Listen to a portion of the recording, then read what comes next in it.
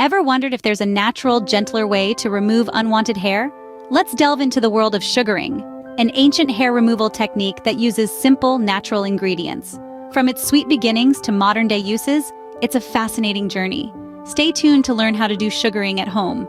Sugaring, a method as sweet as it sounds, has been used for centuries. It's a hair removal technique using a simple paste made of sugar, lemon, and water. When compared to waxing, sugaring is less painful and more gentle on the skin. Sugaring offers many benefits, which we'll dive into next. Sugaring is not just about hair removal.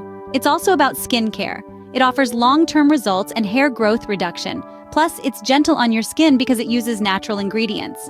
Now that we know the benefits, let's learn how to do sugaring. Ready to try sugaring at home? Here's how. First, clean and exfoliate your skin to remove any oils or lotions. Then, heat the sugaring paste until it's warm, not hot.